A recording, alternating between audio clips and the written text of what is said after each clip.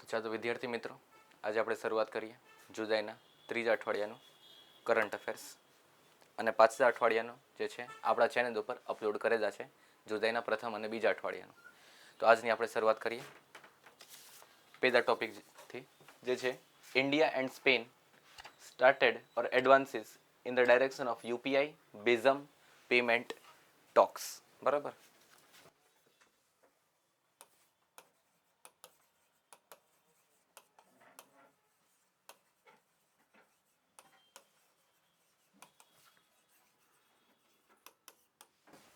UPI એટલે unified payment interface. Okay, આમાં કરવાનું શું છે કે જેમ કે anybody goes to the foreign countries, foreign કન્ટ્રીમાં જાઓ તો તમારે ત્યાં પેમેન્ટ સિસ્ટમ કરવું હોય તો કઈ રીતે, તમે ત્યાં એરપોર્ટ ઉપર લેન્ડ કરો અને તમે બહાર આવો તો તમારે કરન્સી એક્સચેન્જ કરાવવી પડે. You will give Indian currency and get the currency of that respective country. Okay, but online payment service હોય તો જાજો વાંધો આવે નહીં. વાય? બિકોઝ એમાં પછી કન્વર્ઝન રેશિયો કરવામાં જાજો વાંધો આવતો નથી. ઓકે, તો એના માટે સ્પેનમાં શું કરવામાં આવ્યું છે કે Indian tourist in the Spain, okay, અને સ્પેનના જે ટુરિસ્ટ ઇન્ડિયામાં આવે અને આપણા બિઝનેસમેન પણ જે ત્યાં જતા હોય ને ત્યાંના બિઝનેસમેન અહીંયા આવે તો એ બધાને ઇઝીયર એક્સેસ મળે. કોના માટે? પેમેન્ટ અને બીજા બધા પૈસાનું લેનદેન માટે ઓનલાઈન સર્વિસીસ. એના માટે પાર્ટનરશિપ કરવામાં આવે છે કોના વચ્ચે? ઇન્ડિયાનું યુપીઆઈ અને સ્પેનનું બિઝમ. વાત સમજમાં આવી? India and Spain agreed on the 19th and 20th July to advance technical discussions on interoperability between the UPI and BISM took place during Union Commerce and Industry Ministry Piyush Goyal's visit to the Spain in July 2026. બરાબર. Spain કયા કોન્ટિનેન્ટમાં છે? Basic ભૂગોળના લેક્ચરમાં, વિશ્વ ભૂગોળના ભાગમાં આપણે આનું discussion કર્યું હતું. બોલો, આવું સાયલેન્સ? તો હું 2 મિનિટનું સાયલેન્સ લઈ લઉં. સ્પેન કયા ખંડમાં આવે? કયું કોન્ટિનેન્ટ? આફ્રિકામાં આવે? નહીં. એશિયામાં છે? ઇન્ડિયન બાજુમાં? નહીં. અમેરિકામાં છે? નહીં. તો શું વધ્યું એક? હા, તો એ બોલો. બરાબર. અને એક મેં તમને પેનેન્સુલા કીધા હતા, આઇબેરિયન પેનેન્સુલા.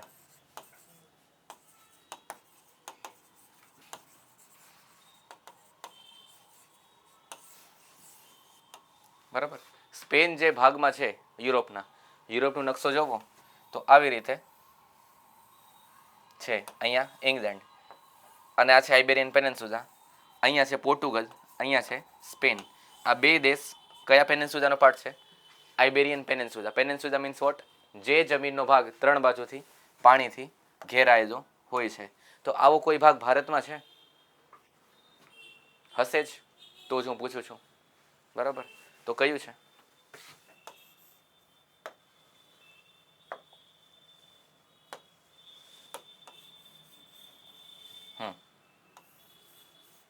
હવે યાદ આવ્યું કઈ? કયું પેનેન્સુલા? ડી થી ચાલુ થાય છે પાછળ. ડેકન પેનેન્સુલા. બરાબર. આવડું આ તમે રિપીટ કરતા જાજો. વાત સમજમાં આવી? Deccan peninsula, Iberian peninsula. Peninsula means what? Tapered ભાગ જમીનનો, બરાબર, જે 3 બાજુથી પાણીથી ઘેરાયેલો રહે છે. આમાં 3 ભાગ છે. યસ, અહીંયા આ છે, બરાબર. અહીંયા પણ એટલાન્ટિક ઓશન અને અહીંયા મેડિટેરેનિયન સી અને અહીંયા સ્ટ્રેટ ઓફ જિબ્રાલ્ટર. આપણે જીપીએસસીની એક્ઝામ હતી 2 મહિના પહેલાં, ત્યારે ઘણા બધા ન્યૂઝીસ હતા અને ખાસ કરીને જિયોગ્રાફિકલ ટર્મ્સ જે સ્ટ્રેટ અને પાસીસ હતા એ. તો સ્ટ્રેટ ઓફ જિબ્રાલ્ટર અહીંયા છે.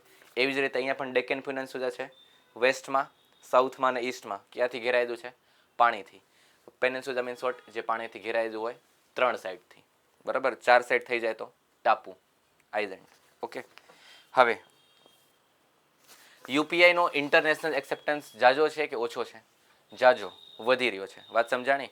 યુરોપમાં તમને પૂછી દે કે Spain is the first country to accept the UPI services of India.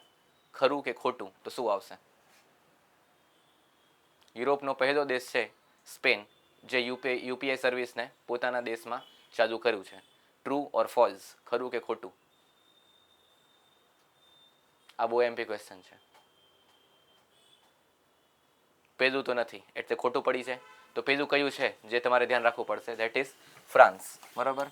Repetition કરતા રેજો, રિપીટેશન વગર બધું નકામું. Okay, hello. Singapore, UAE, France, Mauritius, Sri Lanka, Bhutan, Nepal and Qatar. વધારે પડતા કન્ટ્રીઝ કેવા છે કે જ્યાંના લોકો ઇન્ડિયામાં આવીને કામ કરે છે, જેમ કે નેપાળ, શ્રીલંકા, ભૂતાન અને આ બધા જ્યાંના લોકો અહીંયા આવે છે અને અહીંના લોકો બહાર જાય છે. યસ, કયા કયા? યુએઈ, સિંગાપુર, કતર, ફ્રાન્સ અને હવે સ્પેન. ઓકે, તો આ બધા કન્ટ્રીઝમાં આપણે જઈએ છીએ ક્યાં કામ કરવા. એના સિવાય બીજી ઘણી બધી કન્ટ્રી છે જે છે આમાં, જે આપણે ફરવા પણ જાય છીએ. તો for the easier convenience of us આવી બધી સર્વિસીસ ચાલુ કરવામાં આવી છે. ઓકે, હાલો. Omicron RF.5 sub variant of corona detected in AP, Andhra Pradesh. બરાબર. કોરોના સાંભળીને ખુશ ન થઈ જતા કે હવે બધા લેક્ચર ઓનલાઈન, આપણે અહીંથી છૂટા. બરાબર, એવું થવા દઈશ નહીં, આવવાનું જ છે. Okay, Omicron RF.5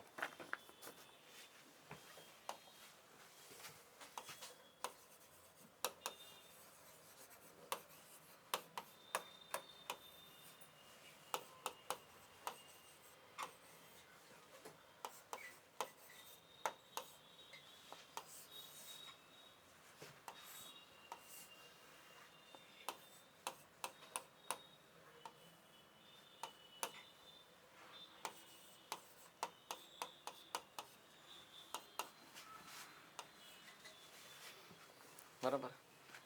Omicron RF.5 detected in AP. 4 નવા કેસીસ જોવામાં આપણે આવ્યા છે. કયા કયા? કયો વેરિયન્ટ કયો છે? હવે JN.1. બરાબર. કોણા બેના મિક્સઅપથી એક SF.7 અને પ્લસ PY.1.1.1. બરાબર. આ ત્રણેયના એડિશનથી એક નવું મ્યુટેટેડ જીન પ્રોડ્યુસ થયું છે. કયું છે? JN.1. That is again fatal. બરાબર. પણ હજી એટલું એનો શું કહેવાય, કન્ટેજિયસનેસ આવી નથી. What do mean contagiousness? ફેલાવવું. કેન્સર થાય તો કોઈને કન્ટેજિયસ છે કે મને કેન્સર થયું તો બાજુવાળાને પણ કેન્સર અડી ગયો કે છીક ખાધી તો કેન્સર? નહીં, દેટ ઇઝ નોન કન્ટેજિયસ. આ કેવું છે? હજી કન્ટેજિયસ છે પણ હજી આનો આટલો ફેલાવો થયો નથી. પણ ધ્યાન દેવાની જરૂર છે. Why? Because Omicron is after all which variant? Corona variant. બરાબર. જો ફેલાવાનું ચાલુ થયું તો પાછી માઠી અસર આપણા ઇકોનોમી અને બીજા બધા ઉપર, શિક્ષણ ઉપર પડી શકે છે.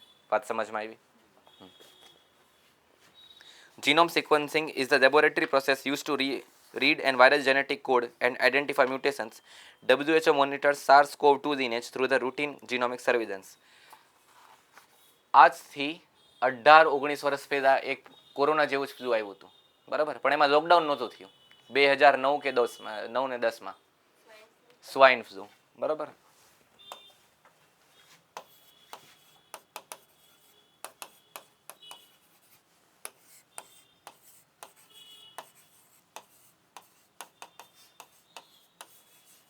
SARS virus. ઓકે, શું આવ્યું હતું? Swine flu. ત્યારે લોકો માસ્ક પહેરતા થયા હતા ભારતમાં. પહેલી વખત જોયું હતું કે કોક માસ્ક પહેરે. બાકી માસ્ક પહેરવાનું કામ કોણ હતું? ખાલી ડોક્ટરને, એ બધાનું. બરાબર. ત્યારે બધાને કમ્પલસરી કરી નાખ્યું હતું. વાય? બિકોઝ ત્યારે છીક, ઉધરસ કાં તો ગમે ત્યાં શ્વસન તંત્રમાંથી પણ ફેલાવો થતો હતો. At that time mask was compulsory. પછી પાછું આવ્યું હતું કોરોનામાં. તો આ બધા ક્યાંથી આવે છે? મ્યુટેટેડ જીન્સ ઓફ SARS-CoV-2 વાયરસ. બરાબર. સ્ટડી અને મ્યુટેશન કોનું થઈ રહ્યું છે? ખાલી સાર્સ વાયરસનું. કોરોના જે આવ્યું એનું જે પેરેન્ટ જીનોમ કયું છે? એ પણ આ. પણ કયું? સાર્સ વાયરસ નહીં, SARS-CoV-2. વાત સમજમાં આવી? Detected in Andhra Pradesh. હવે ક્યાં ફેલાણું છે એ તમને નહીં પૂછશે, બટ હા, લાઇનેજ અને વેરિયન્ટ યાદ રાખજો કયું છે. JN.1 type variant of omicron RF.5. ઓકે.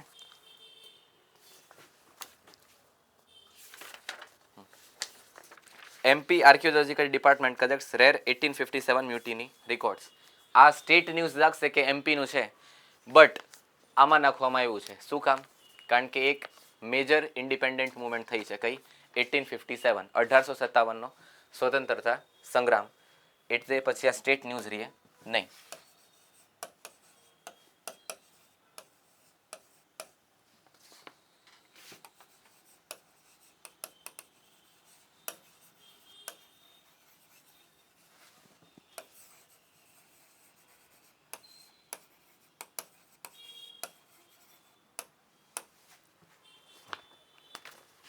MP Archaeological Department collected a set of historical documents in July 2026, includes a rare record of 1857 mutiny records. આટલા જૂના રેકોર્ડ આપણે હજી પણ પામી રહ્યા છીએ. ક્યારના? 1857ના. ઓકે.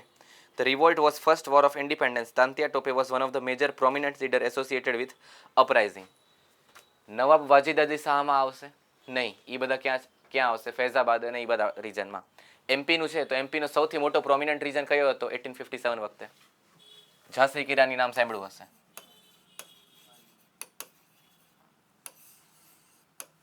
બરાબર, વાત સમજાણી? અને શિવપુરી, આ બધા રીજન કયા?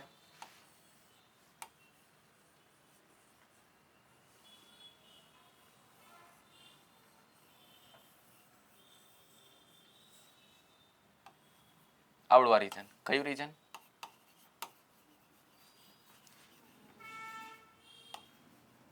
Bundelkhand is a mountain or plateau? Bundelkhand પહાડ છે કે પઠાર છે? પહાડ વાળા કેટલા છે? હાથ ઊંચો કરજો જરાક, અને નાક સુધી હાથ ઊંચો ન કરતા, બરોબર હાથ ઊંચો કરજો. અને પઠારવાળા કેટલા છે? પઠારવાળા સાચા. બુંદેલખંડ ઇઝ અ પ્લેટુ, બરાબર. બગેલખંડ ઇઝ અ પ્લેટુ. આપણે ભૂગોળ વખતે આખું ભારતનું માનચિત્ર બનાવ્યું હતું અને એમાં આપણે ડિસ્કસ કર્યું હતું કે કયું પહાડ છે, કયું પઠાર છે અને કયું નદી છે. વાત સમજમાં આવી? તો આ રીજનમાં રિવોલ્ટ થયો હતો. વાય? બીકોઝ ઝાંસી ક્યાં છે? અહીંયા. ગ્વાલિયર ક્યાં છે? અહીંયા. So it was easy to reach in that places. Okay. The newly collected document bearing Tantia Tope's signature was earlier given to the government by the princely state of Shivpuri after India's independence. Shivpuri, ધ્યાન રાખજો, in the Bundelkhand and Chambad region of India.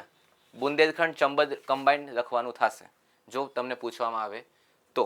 Okay. હવે આ ક્યાંમાં દેવામાં આવશે? હવે જ્ઞાન Bharatam mission, જે અત્યારે ગવર્મેન્ટ ઓફ ઇન્ડિયાનું ડિજિટલ મેન્યુસ્ક્રિપ્ટ રેકોર્ડ મેન્ટેન કરવાનો અત્યારે કામ ચાલી રહ્યું છે. બરાબર. જેટલા પણ મેન્યુસ્ક્રિપ્ટ છે ઇન્ડિયામાં, બહુ જૂના પુરાતન કાળના અને જે આઝાદીના સંગ્રામ વખતેના છે અને એના પહેલાના રાજા મહારાજા વખતે, એ બધા આપણે શું કરવાનું છે? સંગ્રહણ કરવાનું છે. કયા મિશન હેઠળ? જ્ઞાન Bharatam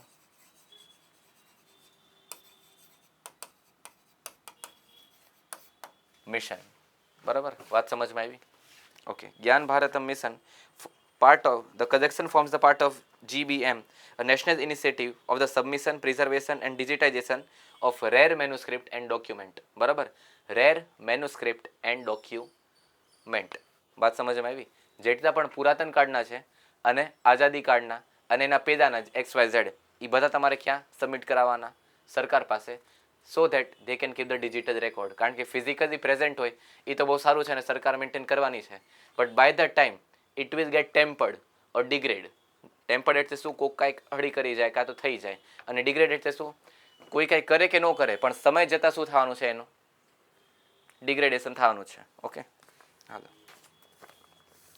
ICAR work on the genome edited 40 crop varieties. Genome edited એટલે શું? વેરાયટી એટલે પ્રકારો, બરાબર, પણ જીનોમ એડિટેડ વેરાયટી. બાયોટેકનોલોજી નામ સાંભળ્યું હશે કારણ કે મેં ડિસ્કસ કરાવ્યું છે સાયન્સ એન્ડ ટેકના લેક્ચર વખતે. બરાબર. તો બાયોટેકનોલોજીમાં આવે છે જીનોમ એડિટિંગ. બરાબર. કોઈ કંઈ કહી શકશે?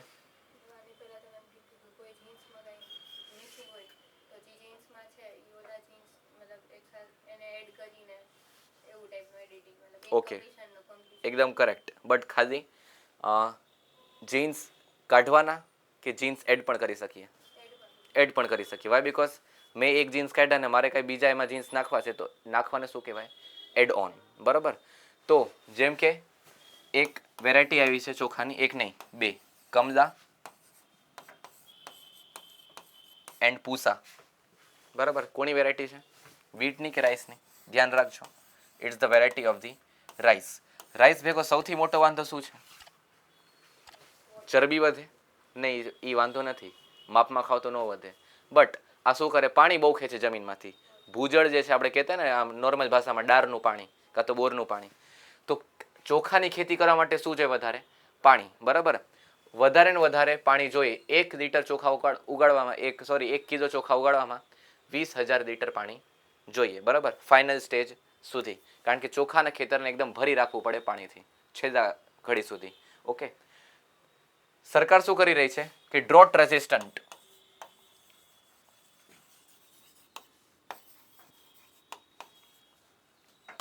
અને બીજું less water consuming variety of rice લાવવાનું છે.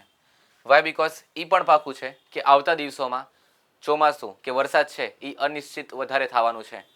બરાબર, પહેલાં હતું કે 4 મહિના ચોમાસાના રહેશે, પણ એ 4 મહિના જ. પણ હવે કેવું છે, ગમે ત્યારે માવઠું આવે છે, ચોમાસું બહુ વહેલું ચાલુ થઈ જશે કાં તો બહુ મોડું ચાલુ થાય છે, અને એક્સટેન્ડ પણ બહુ અમુક વખત બહુ એક્સટેન્ડ થઈ જાય છે. નવેમ્બરના મિડ સુધી વરસાદ ચાલુ હોય, દિવાળી આવી ગઈ તો પણ, અને અમુક વખતે ઓગસ્ટ જાય ત્યાં જ વરસાદ પતી જાય. તો શું છે, અનિશ્ચિતતા બહુ વધી ગઈ છે. ઓકે, તો હવે પાણી ઉપર નિર્ભરતા આપણે કેવી કરવાની છે? ઓછી. જેથી કરીને પાણીનું સંગ્રહણ કોના માટે વધારે થાય? પીવા માટે અને બીજા બધા ઉપયોગ માટે પણ થાય.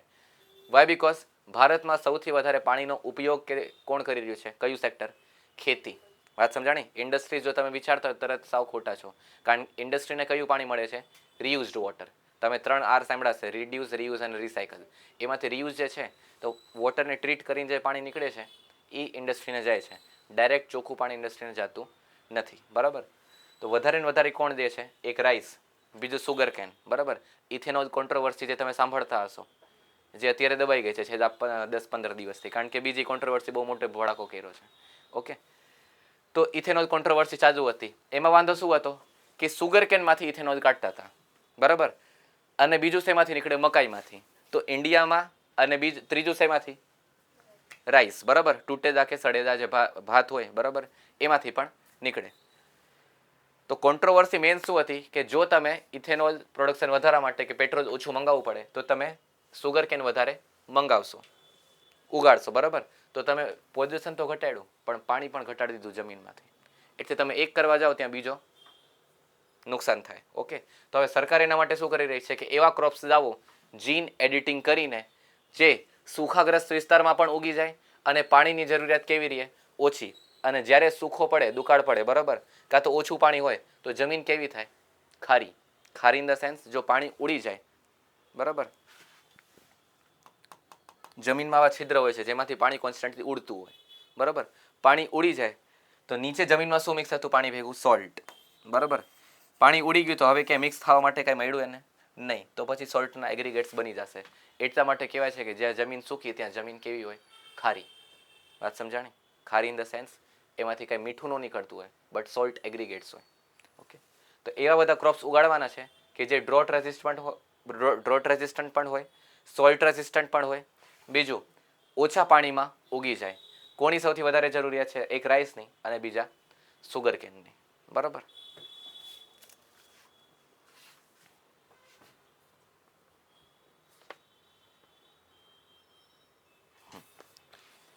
હાલો. India raises windfall taxes on the diesel and ATF export. Windfall tax, GST સાંભળ્યું હશે, વેલ્યુ એડેડ ટેક્સ સાંભળ્યું હશે, સેન્ટ્રલ એક્સાઇઝ ટેક્સ સાંભળ્યું હશે, ઘણા બધા ટેક્સ છે. પણ what do you mean by windfall tax?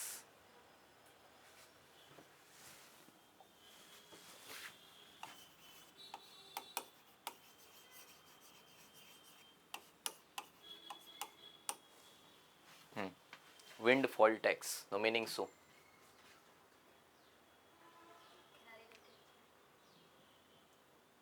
Fuel અને ક્રૂડ ઓઇલ.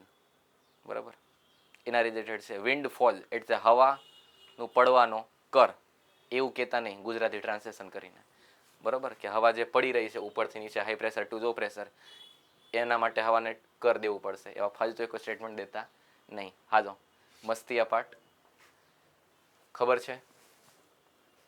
થોડોક ટૂંકો મારો. મેં કીધું આમ ક્રૂડ ઓઇલ અને એવિએશન ટર્બાઇન ફ્યુલ, જે પ્લેનમાં જે યુઝ થતું હોય ફ્યુલ. બરાબર, કોઈ દી જોયા કે આપણા ઘરની આજુબાજુ ચોકમાં ક્યાંય પ્લેન ઊભું છે, પેટ્રોલ ભૂરાપી રહ્યું છે? નહીં, એમાં આ સાદું પેટ્રોલ જતું નથી. એમાં વ્હાઇટ ફ્યુલ જાય. White fuel in the sense એ એના માટેનું જ બનેલું છે, special fuel for the aviation sector. Helicopter કે પ્લેન્સ હોય એમાં જ વપરાતું હોય છે, બરાબર. તો તમે જ્યારે ક્રૂડ ઓઇલ મંગાવો, ઇન્ડિયામાં ક્રૂડ ઓઇલનું પ્રોડક્શન છે જ હજુ નહીં, ખાલી 13% છે. આપણું ટોટલ જે પ્રોડક્ટ કન્ઝપ્શન છે એમાંથી 13% જ ક્રૂડ ઓઇલ કાં તો પેટ્રોલ ઇન્ડિયામાં પોતાનું છે. બાકીનું 87-86% આપણે ક્યાંથી મંગાવીએ છીએ? બહારથી, બરાબર, ફોરેન કન્ટ્રીઝ. તો જે ક્રૂડ ઓઇલ છે એ આપણે મંગાવીએ છીએ. But India is the among the highest exporter of the petroleum, diesel, kerosene and ATF. ATF એટલે શું? Aviation turbine fuel. બાત સમજ में आई? યસ. આ ત્રણે મંગાવીએ છીએ શું આપણે? ક્રૂડ ઓઇલ, બરાબર. એક્સપોર્ટ શું કરીએ છીએ? બરાબર, કારણ કે ઇન્ડિયા પાસે રિફાઇનિંગ કેપેસિટી કેવી છે? બહુ સારી. ગમે તેવો ક્રૂડ ઓઇલ હોય, ક્રૂડ ઓઇલના ઘણા બધા ટાઈપ્સ હોય. એક તો સાદો ક્રૂડ ઓઇલ, પછી એક સ્વીટ ક્રૂડ કહે, એટલે મીઠાઈમાં નાખો તો સ્વીટ આવે નહીં, એ મીઠાશ નહીં. જેમાં સલ્ફર કન્ટેન્ટ ઓછું હોય એને શું કહેવાતું હોય છે? સ્વીટ, બરાબર. મીઠા સ્વીટ ક્રૂડ ઓઇલ. હા, અરબ કન્ટ્રીઝ પાસે જે છે એ કયા છે? સ્વીટ, બરાબર. વેનેઝુએલા પાસેથી આપણે મંગાવવાનું ટ્રાય કર્યું છે અને આવે પણ છે, પણ ત્યાંથી મેઇન મોટો વાંધો શું છે કે એ બધાના ઓઇલમાં કે ક્રૂડ ઓઇલમાં સલ્ફર કન્ટેન્ટ કેવું છે? બહુ વધારે. તો બીજી રિફાઇનિંગ કેપેસિટી વખતે આપણને બીજો જોજો શું આવે કે આપણને સલ્ફર કન્ટેન્ટ કાઢવા માટેની પણ પ્રોસેસ કરવી પડે. ઓકે, તો હવે ક્રૂડ ઓઇલ જે આપણે મંગાવીએ છીએ એનાથી આપણે આ બધી પ્રોડક્ટ બનાવીએ છીએ અને આ બધી પ્રોડક્ટ જે એક્સપોર્ટ કરીએ છીએ એના ઉપર પણ હવે ટેક્સ લાગવાનું છે. લાગતું પહેલાં? યસ, પણ હવે આપણે વધારો કર્યો છે. જે વધારો કર્યો છે that is increase in the taxation on the windfall tax, બરાબર. વિન્ડફોલ ટેક્સ એટલે શું? તમે કોઈ પણ ક્રૂડ ઓઇલ પ્રોડક્ટ બનાવીને જે એક્સપોર્ટ કરો છો એના ઉપર જે ટેક્સ લાગે છે that is called as windfall tax. ઇન્ડિયામાં રિલાયન્સવાળા પેટ્રોલ બનાવીને વેચે એના ઉપર વિન્ડફોલ ટેક્સ લાગશે નહીં. ભારતની બહાર જ્યારે આ વસ્તુ જાય એના ઉપર ટેક્સ લાગે that is called as windfall tax. Why? Because સરકાર આના ઉપર વધારે જોર શું કામ દઈ રહી છે? કારણ કે સારું એવું આપણે પેટ્રોલ ને ડીઝલ એક્સપોર્ટ કરીએ છીએ અને એટીએફ પણ એક્સપોર્ટ કરીએ છીએ. એટીએફ એટલે આખું સમજાવવાની જરૂર છે હવે કે સમજાઈ ગયું છે? ઓકે, આપણે સારા એવા પ્રમાણમાં એક્સપોર્ટ કરીએ છીએ જેથી કરીને સરકારને એક આવકનો મોટો સ્ત્રોત આમાંથી જનરેટ થાય છે. વાત સમજાણી? કારણ કે ખેતી કેવી છે? નોન ટેક્સેબલ, બરાબર. એમાં તમે ગમે તેટલું કહો એમાં ટેક્સ લાગવાનો નથી. તો બીજા સ્ત્રોત કયા છે? આપણે આવા બધામાં ટેક્સ લગાડશું. વાત સમજમાં આવી? હા, એટલે જો આ વાંચીને જામી ન પડતા કે ભારતમાં મોંઘવારી વધી, ટેક્સ વધ્યું, પણ આખું વચાય નહીં છે કે windfall tax which is on the export of the product, બરાબર.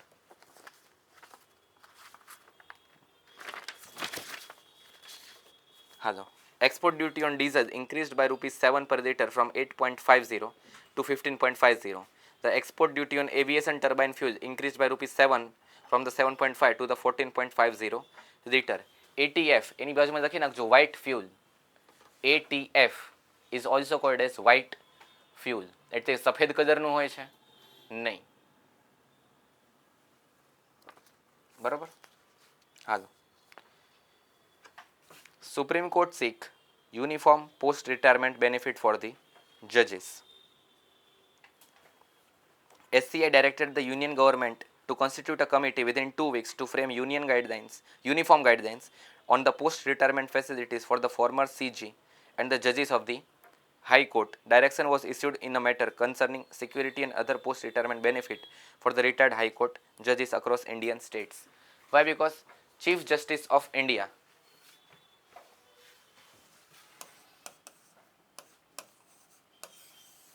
હમણાં એક મીમ વાયરલ થઈ હતી 2 દિવસ પહેલા, આગ એસી લગાઈ મજા આ ગયા, બરોબર. આગ લગાડી કોઈએ, આગ લાગી ગઈ કોઈના ઘરમાં, બરોબર. આખું એક ગીત હતું એમાં, અને ફોટો કોનો હતો? Chief justice of India. બોયલું કોઈ એ બીજા ખારમાં બોલી ગયો, મિનિંગ કો કે બીજાએ કાઢ્યું અને મસ્ત એક આગ ભડકી ગઈ. ઓકે, પણ દેટ ઇઝ અનધર ટોપિક, આપણે એમાં નથી પડવું. Back to the pavilion. CJI, chief justice of India, other જજીસ ઓફ ધી સુપ્રીમ કોર્ટ.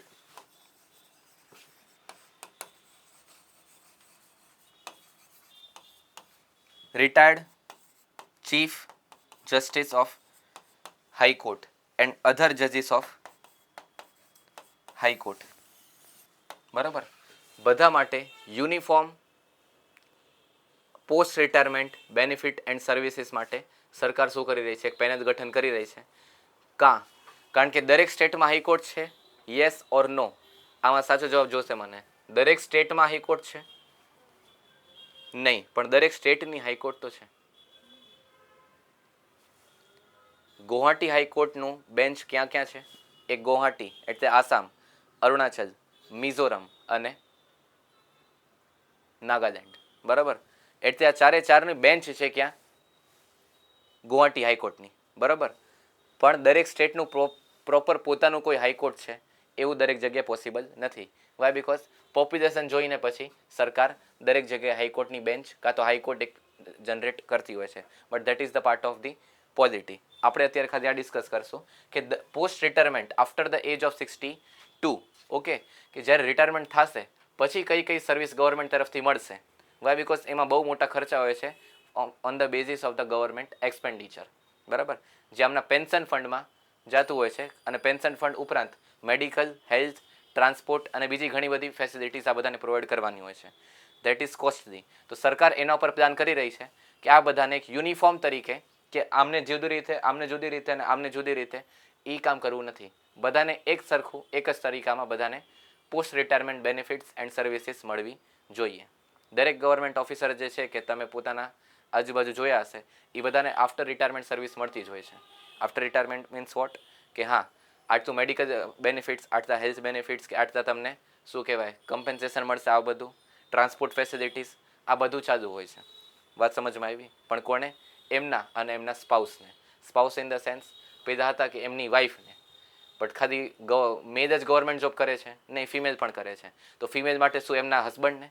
નહીં. તો એક વર્ડ બનાવી દે, વર્ડ છે એના માટે સ્પાઉસ. बात समझ में आई? यस. હાલો, એક જીકે ક્વેશ્ચન કે મદ્રાસ હાઈકોર્ટનું જ્યુરિસ્ડિક્શન કયા કયા એરિયા સુધી છે?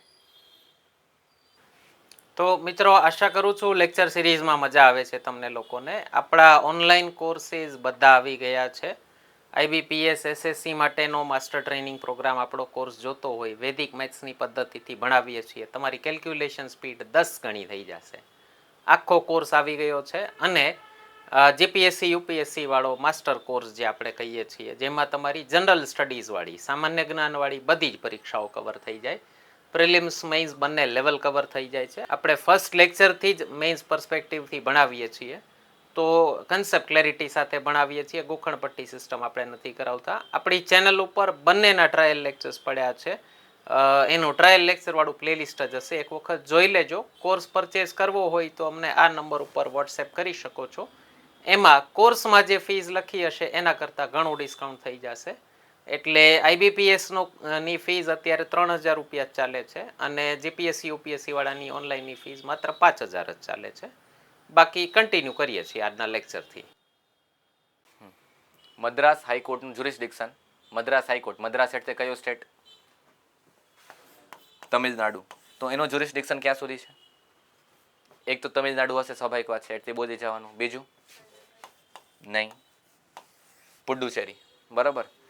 કેરળ હાઈકોર્ટનું બેન્ચ જ્યુરિસ્ડિક્શન ક્યાં ક્યાં સુધી છે? એક તો કેરેલા અને બીજું લક્ષદ્વીપ. બરાબર. વાત સમજમાં આવી? હા. કલકત્તા હાઈકોર્ટનું જ્યુરિસ્ડિક્શન ક્યાં ક્યાં સુધી છે? એક તો વેસ્ટ બેંગોલ, બોલી જ જવાનું. બીજું આંદામાન નિકોબાર. વાત સમજમાં આવી? બીજું પંજાબ હરિયાણા હાઈકોર્ટનું ક્યાં છે? Both Punjab and Haryana. Okay. Bombay હાઈકોર્ટનું જ્યુરિસ્ડિક્શન કયું છે? એક તો મહારાષ્ટ્ર અને બીજું ગોવા. જ્યાં જવું બધાને છે પણ પરમિશન કોઈને નથી મળતી. બરોબર, ઘરેથી. આમાં ધ્યાન, મસ્તી મજાક અપાટ. અને બીજું એક હજી છે જે આપણે પહેલાં ડિસ્કસ કર્યું, ગુવાહાટી હાઈકોર્ટ. તો આસામ, અરુણાચલ, નાગાલેન્ડ અને મિઝોરમ. બરાબર. અરુણાચલની પોપ્યુલેશન તો છે થોડી ઘણી એવી કે આપણે દઈ શકીએ, પણ એટલી નહીં કે હાઈકોર્ટ બનાવવાની જરૂર છે. બરાબર. આસામમાં છે તો એનું તો હશે. અને મિઝોરમની પોપ્યુલેશન કેટલી છે? 10 થી 10.5 લાખ.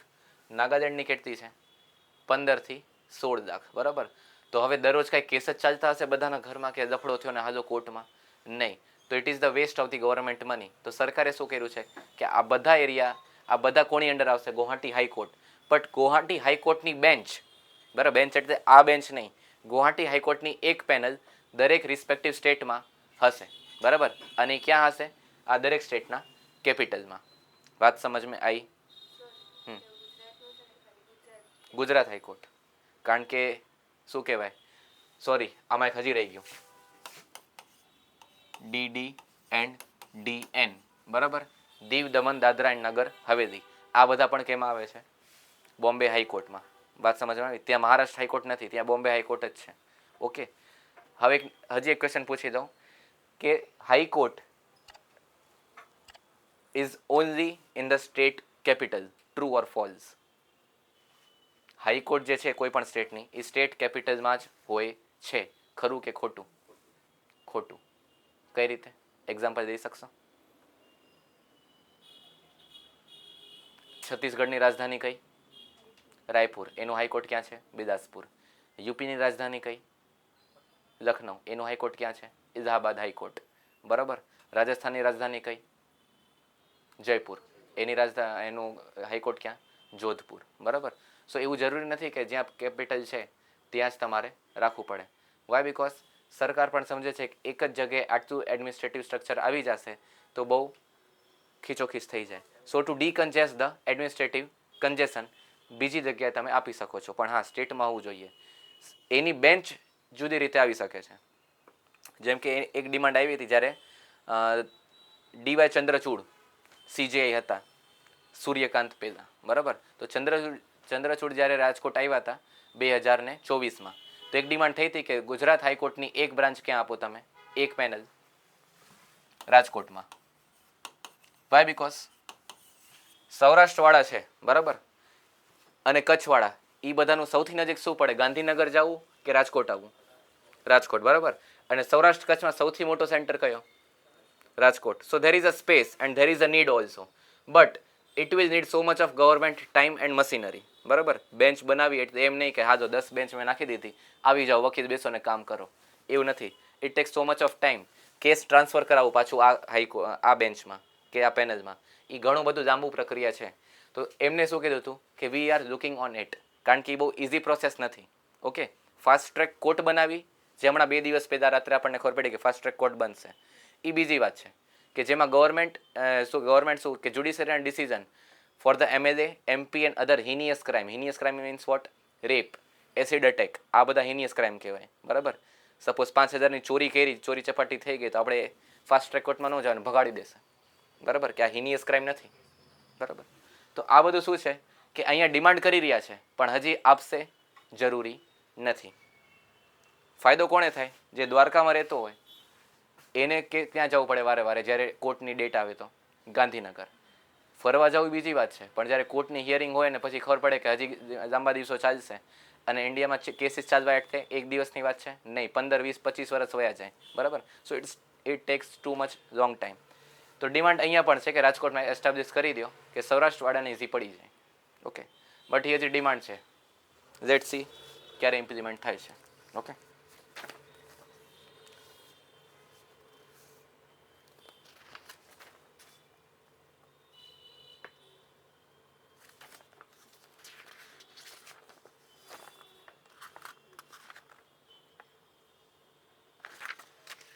એક જ minute. Ethanol cooking fuel policy in the India. Ethanol.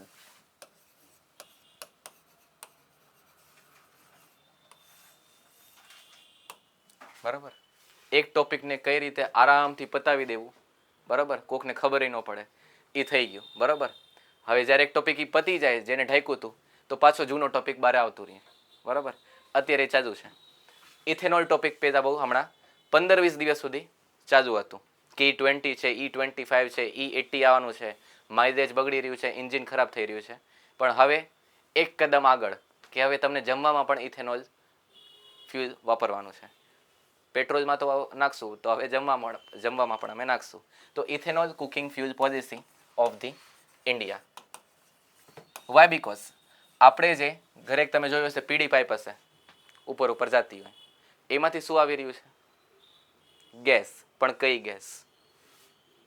Gas તો આપણને નહીં થઈ છે, પણ એ ગેસ નહીં, એલપીજી, લિક્વિફાઈડ પેટ્રોલિયમ ગેસ. બરાબર. બીજું એક પીએનજી આવે આપણા જે પાઇપમાં આવી રહ્યું છે, that is piped natural gas. બાટલામાં જે આવે છે લાલ કલરનો બાટલો, પણ હવે બહુ ઓછું થઈ ગયું છે. અને જ્યારે આ બધું ઈરાનનો ક્રાઇસિસ બહુ પીક ઉપર હતું, સરકારે શું કીધું કે જેના એરિયામાં પાઇપલાઇનની અવેબિલિટી છે એ 2 મહિનાની અંદર અપ્લાય કરીને લગાવી દે. કારણ કે અમારો એપ્રોચ હવે શું છે કે ધીમે ધીમે બાટલો કાઢો અને પીએનજી ઉપર શિફ્ટ થાવ. અને ત્યારે ઇન્ડક્શનના ભાવ પણ સારા એવા વધી ગયા હતા, કારણ કે ઇન્ડક્શન ડિમાન્ડમાં હતું. That is demand and supply system. Okay, તો પીએનજી સિસ્ટમ જે છે એમાં સૌથી વધારે શું વપરાઈ રહ્યું છે? ગેસ. બરાબર. આવે છે ક્યાંથી? ઇન્ડિયામાં છે પણ ઓછું. ઇન્ડિયામાં સેલ્ફ પ્રોડક્શન કેટલું છે? Indigenous production only 60%. બરાબર. આપણે હજી મંગાવવું પડે છે 40%. આ તો આપણે વધાર્યું. પેદા હતું 45%, એટલે 55% મંગાવતા. આપણે કેપેસિટી વધારી દીધી જેથી કરીને બહારની ઇફેક્ટ આપણા ઉપર જાજી આવે નહીં. તોય 40% આપણે બહારથી મંગાવીએ છીએ, જેથી કરીને vulnerable we are in the cooking fuel policy. તો સરકાર શું કરી રહી છે કે જે ગેસ છે ઇથેનોલથી જ તમે જમવાનું બનાવો. Ethanol in the sense ethanol mix કરીને નહીં, પણ ઇથેનોલવાળું જે ફ્યુલ છે એ જ તમે યુઝ કરો ને એનાથી જમવાનું બનાવો. વાય? બીકોઝ ઇન્ડિયામાં સુગર કેન અને રાઈસ કેવા છે? ભરી ભરીને ગવર્મેન્ટ પાસે સ્ટોક અને સપ્લાય ભરી પડ્યું છે. બરાબર. જેથી કરીને ગવર્મેન્ટ હવે શું બનાવશે? ઇથેનોલ. ઇથેનોલ જે સરપ્લસ છે એ ક્યાં નાખશે હવે? કુકિંગ ફ્યુલમાં. વાત સમજમાં આવી? જેથી કરીને જે ડોલર રિઝર્વ્સ આપણા ખર્ચા થઈ રહ્યા છે for importing LPG and PNG gases એ ઓછા થાય. કારણ કે આપણો ટાર્ગેટ શું છે? આત્મનિર્ભરતા in the energy. Energy in the sense ખાલી લાઇટ એનર્જીવાળી નહીં. બરાબર. જે ફ્યુલ છે ડીઝલ, પેટ્રોલ, આ બધા પણ એનર્જી રિસોર્સમાં પણ કાઉન્ટ કરવામાં આવે છે. તો રિન્યુએબલ થવાની જરૂર છે શેમાં?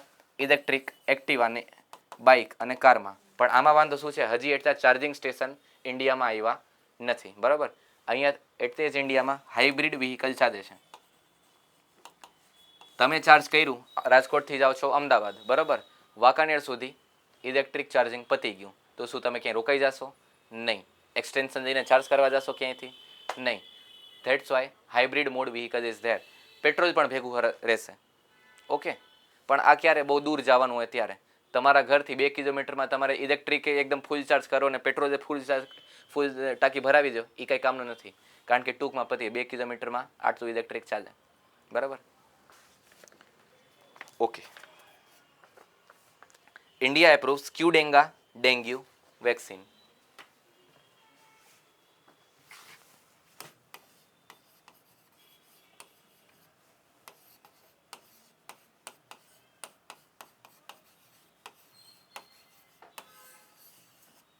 ડેન્ગ્યુ અત્યારે જેમ આપણે સાંભળીએ છીએ કે કેન્સર અને એડ્સ થઈ જાય,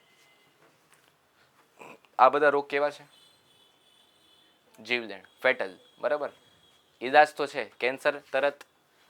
કેન્સરમાં તરત તમને એમ થાય કે હા આ સ્ટેજ ઉપર છે, ટ્રીટમેન્ટ ચાલુ કરો, કેમોથેરાપી, રેડિયોથેરાપી, બરાબર, રેડિયેશન આપો, તમે ટ્રીટ થઈ જાઓ અને પછી લાઈફ ટાઈમ તમારે દવા દેવી પડે તો તમે બચેલા રહ્યો. એડ્સમાં પણ શું છે? તમે જ્યાં સુધી ઇન્જેક્શન ચાલુ રાખો, બરાબર, પ્રોપર ટ્રીટમેન્ટ લ્યો ત્યાં સુધી તમારો જીવ બચેલો રહેશે. બરાબર. બટ ડેન્ગ્યુમાં બીક હોય, ઓહો ડેન્ગ્યુ થયું, આપણે છેલ્લી વખત જોતા આવીએ અને પછી લાડવા ખાવા જશું. નહીં. આ પેદા હતું. વાય? બીકોઝ પેદા ક્લિનલીનેસ ઉપર ક્યાંય ધ્યાન હતું નહીં. અને આ બહુ આસાનીથી ફેલાઈ જતું, કારણ કે આના જે મચ્છર હોય કયા? એડિસ ઇજિપ્ટી. બરાબર. આરામથી વરસાદ વખતે ફેલાતા. ખાલી વરસાદ વખતે નહીં, વરસાદ પેદા તમને શું ફીલ થાય? ગરમીનો મહિનો ન કહેતા, બફારો નહીં, બધું ત્યારથી ચાલુ થાય અને ચોમાસા આખા પીરિયડમાં રહીએ. ઓકે, તો પેદા હતું કે ઇટ વોઝ વેરી ફેટલ. પેદા આવું બધું થતું ખરા કે ડેન્ગ્યુ થાય એટલે ફિક્સ છે કે આ માણસ હવે ગયો, કારણ કે એટલું ફેટલ હતું. હવે શું છે? ઘણા બધા એના નિદાન આવી ગયા છે. અને હવે શું આવી ગયું છે? ક્યુડેંગા નામની વેક્સિન. બરાબર. કેટલા ડોઝીસ પેદા બનવાના છે? 50 મિલિયન. એક હજી વેક્સિન આવી છે ઇન્ડિયામાં. ક્યારે? માર્ચના એન્ડમાં. ડિસ્કસ કરી હતી આપણે. એટલે બીજી વખત છે રિપીટેશન. હા જો એનું અમલીકરણ કે શરૂઆત ક્યાં કરવામાં આવી છે?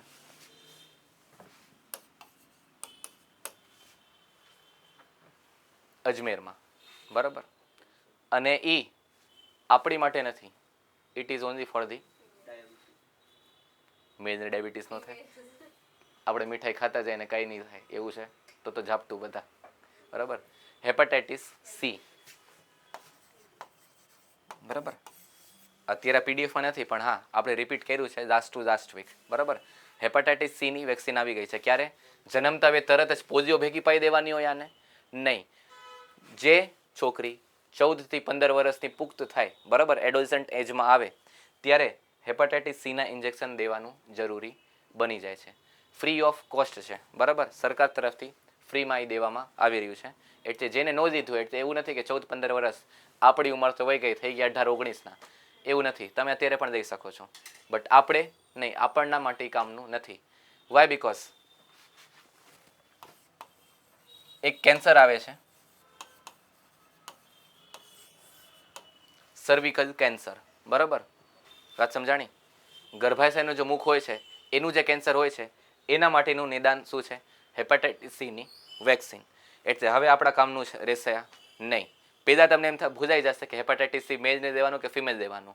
બટ સર્વિકલ કેન્સર કોણે થાય? મેલને થાય કે ફિમેલને થાય? ફિમેલને. વાય? બીકોઝ ગર્ભાશયના મુખમાં. તો હવે આપણામાં હવે તમે ભૂલ થશે કે મેલમાં? નહીં. કારણ કે એક્ઝામ પ્રેશરમાં તમે ભૂલ ખાઈ જાઓ કે આમાં છે કે આમાં છે. ઓકે. તો when girls become 14 to 15 years of age reaches adolescent ત્યારે આ વેક્સિન દેવાની. બીજી કઈ વેક્સિન જન્મતા વેત? એક બીસીજી, બેસિલસ કેલેમિટે યુરિન. એક પોલિયોના ટીપા. બરાબર. 3 વર્ષ સુધી. અને એક MMR, મિઝલ્સ, મમ્પ એન્ડ રૂબિયોઝા. અને દરેક વેક્સિન પછી તમે જોશો, તમે પૂછજો ઘરે કે તાવ આવ્યો તો કે નહીં. બધાને તાવ આવે, 1-2 દિવસ તાવ રહે. વેક્સિનનું કામ એ જ. બરાબર. કોરોના પછી પણ તમને 1 દિવસ માટે તાવ આવ્યો જ હશે. અમુકને ઓછો, અમુકને વધતો, કે અમુકને ખાલી 1-2 ડિગ્રી વધ્યો ને પછી નોર્મલ થઈ ગયું હશે. પણ અમુક ચેન્જીસ તમને ફીલ થયા હશે શરીરમાં 1-2 દિવસ માટે. વેક્સિન એટલે શું? Dead virus. કોરોનાની તમને વેક્સિન જે દેવામાં આવી હતી, બરાબર, તમને કોરોનાના શોટ દેવામાં આવતા, જેપ કહીને બોલતા, કોરોનાના જેપ લીધા કે નહીં. બરાબર. એ શું હતા? કે ડેડ કોરોના વાયરસ જ હતા. બરાબર. તમારા શરીરમાં ડેડ કોરોના વાયરસ નાખ્યા, તમને તાવ આવ્યો. હવે તમારા ઇમ્યુન સિસ્ટમને ખબર પડી ગઈ કે આવો વાયરસ આપણા શરીરની અંદર એન્ટર થઈ ગયો છે. બરાબર. શરદી તાવ થાય તો એવું થઈ જાય કે હાલો હવે ગયો માણસ, છેલ્લી વખત જોતો આવું. નહીં, હાલતા થઈ જતું હોય છે. પહેલાં વરસાદ નીકળો તોય થઈ જાય, બહુ ભીંજાવ તોય થઈ જાય, વાતાવરણ ચેન્જ થાય તોય થઈ જાય. પણ તમને કાંઈ થઈ જાય છે એમાં જાજુ એવું નહીં. વાય? બીકોઝ શરીરના ઇમ્યુન સિસ્ટમને ખબર છે આને કઈ રીતે ટેકલ કરવું. બરાબર. કોરોનામાં ખબર હતી નહીં, એટલે જ ત્યારે મોત વધારે થઈ હતી. પણ જેમ 1-2 વર્ષ થયા, હવે કોરોના થશે, તમને કંઈ થશે નહીં. શરદી તાવ થશે અને જીભ પરથી સ્વાદ વયું જશે. બરાબર. ત્યારે જોયું હશે જેમ કોરોના થાય તેમ જીભ પરથી સ્વાદ વયું જાય. તીખું ખાય, મીઠું ખાય કે ખારું ખાય, કાંઈ ફેર પડે નહીં. બરાબર. But now hour body nose how to protect or retaliate against coronavirus. Why? Because there is already dead or attenuated virus under in our body. તમારા શરીરમાં જે વેક્સિન નાખ્યું એ શું હતું? કોરોનાના મૃત અવશેષો કાં તો વાયરસ. વાત સમજમાં આવી કે વાયરસ વેક્સિન કઈ રીતે કામ કરે છે? યસ ઓર નો? એ ખાલી પાણી નથી નાખતા આપણા શરીરમાં. ઓકે. પાછળ અહીંયા 3 જણા તમે સમજાય છે? પાછળ the second bench.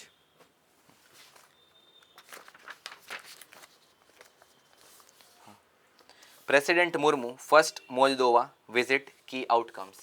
પહેલાં તો મોલ્દોવા ક્યાં છે એ કહી દો. હવે તમે એમ કહેશો સાહેબ સ્પેનમાં ગોટાળો થયો, તમે મોલ્દોવા ક્યાં પૂછો છો? Moldova eastern European countries.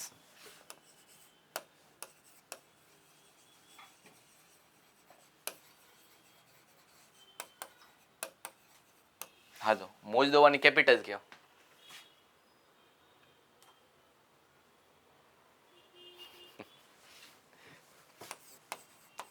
ચિનસુયા.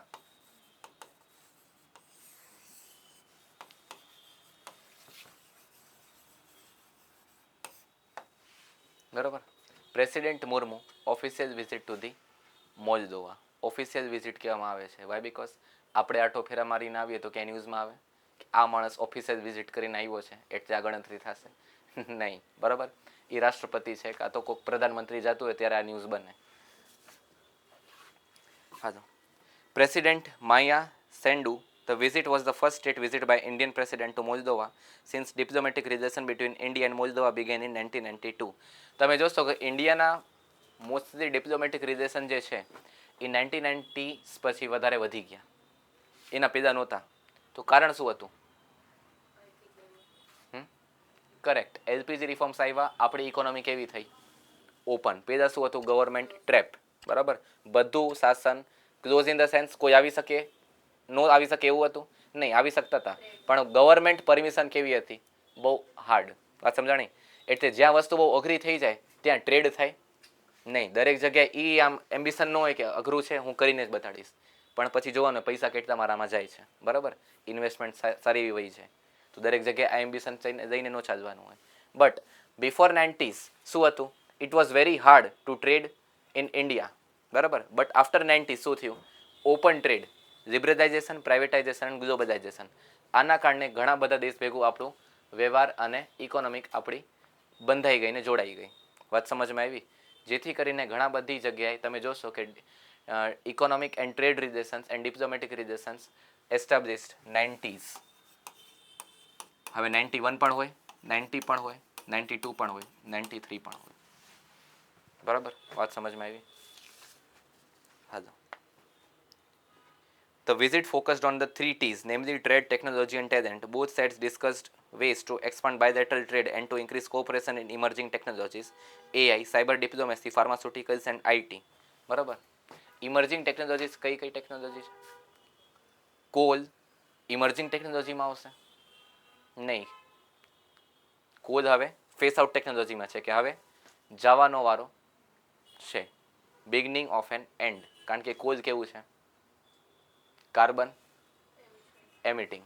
બરાબર. તો સરકાર એને કાઢી રહી છે. તો કાઢી રહી છે તો કોણે જ આવતી હશે? ન્યુક્લિયર. કરેક્ટ. બીજું વિન્ડ, સોલાર. એમાં સૌથી વધારે શું છે? સોલાર. બરાબર. ન્યુક્લિયર, એઆઈ, રોબોટિક્સ, ક્વોન્ટમ,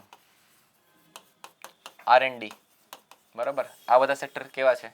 સરકારનો ફોકસ અત્યારે વધારે ને વધારે આમાં છે, પણ ડાયરેક્ટ ગવર્મેન્ટ નહીં. ગવર્મેન્ટનો ફોકસ ડાયરેક્ટ જો આમાં ફંડ રિલેટેડ હોય તો ઓછો થઈ જાય, કારણ કે ગવર્મેન્ટના ફંડિંગ બીજી જગ્યાએ પણ નાખવાના હોય છે. તો આમાં સૌથી વધારે પાર્ટિસિપેશન ગવર્મેન્ટ કોનું કરાવવા માંગે છે? પ્રાઇવેટ. વાત સમજમાં આવી કે નહીં? Why? Because private gives quality. Government provide services and private gives quality. તો now people what? People needs what? Quality કે ખાલી સર્વિસીસ કે ક્વોલિટી સર્વિસીસ? Quality services. તો ક્વોલિટી સર્વિસીસ કોણ દઈ શકશે? એ પ્રાઇવેટ. એટલે ગવર્મેન્ટ સામેથી કરી રહી છે મિનિમમ ગવર્મેન્ટ મેક્સિમમ ગવર્નન્સ. વાત સમજમાં આવી? આમાં આવી જઈએ. ઈટી, ઇમર્જિંગ, એઆઈ અને સાયબર ડિપ્લોમેસી. વાય? બીકોઝ આવતા દિવસોમાં સાયબર થ્રેટ એ બહુ મોટો ખતરો બની શકે છે. ડાયરેક્ટ મિસાઇલ થ્રુ યુદ્ધ, ગન, બંદૂક આ બધું નહીં. એક સાયબર અટેક કરો અને આખા દેશના બેંક અકાઉન્ટ ખાલી. બરાબર. એક સાયબર અટેક કરો, મેટ્રો સિસ્ટમ હલવાઈ જશે. એક સાયબર અટેક કરો, રેલ સિસ્ટમ આખું હલવાઈ જશે. એક સાયબર અટેક, બેન્કિંગ સિસ્ટમ આખું અટકાઈ જશે. બરાબર. એટલે cyber security is the must. બાત સમજ મેં આવી? Yes or no? Okay. Hello. President Murmu meets Igor Grosu, president of the parliament of republican of the Moldova. બરાબર. દરેક વર્ડ ધ્યાન રાખજો. Republic of Moldova. બરાબર. વાય? બીકોઝ યુપીએસસી જીપીએસસી એવું પણ પૂછી રહી છે કે રિપબ્લિક ઓફ મોલ્દોવા છે, ફેડરલ ઓફ મોલ્દોવા છે કે કિંગડમ ઓફ મોલ્દોવા છે. બરાબર. બીજું ઇગોર ગ્રોસુ હવે પૂછી દેશે this is the famous personality or president of which country. યુપીએસસીને આ વખતથી બહુ એવું પ્રશ્ન પૂછવાના મન થાય છે. બરાબર. 58 નેટિવ ઇન્ફેન્ટ્રી ક્યાંની છે, આ મિલિટરી એકેડેમી ક્યાંનું છે, આ વખતે પૂછ્યું હતું. એટલે જોઈને જ કોક નામ ડોરા ફાટી જાય કે આ ક્યાંનું હતું અને આ કેવા ક્વેશ્ચન છે. તો હવે તમને એવું નાખી દેશે કે Igor Grosu is the president of which country. ખાલી એક નહીં પૂછે, એવા 5-6 નાખી દેશે. એક જ નામ સાંભળીને કે જોઈને તમે બેભાન થઈ જાઓ એવી પરિસ્થિતિમાં પહોંચશો. એના કરતાં અત્યારથી તૈયારી થોડુંક સાજુ રાખો. રિપીટ કરતા રહ્યો કે ઇગોર ગ્રોસુ ઓફ મોલ્દોવા. હવે દરરોજ સવારે ઊભો થઈને ઉઠીને ગોખવાની જરૂર નથી. જ્યારે રિપીટ કરો આંખની સામેથી વયું જાય તો જેટલું વિઝ્યુઅલાઇઝ થતું જાય એટલું વધારે રિકોલ થતું જાય. ઓકે,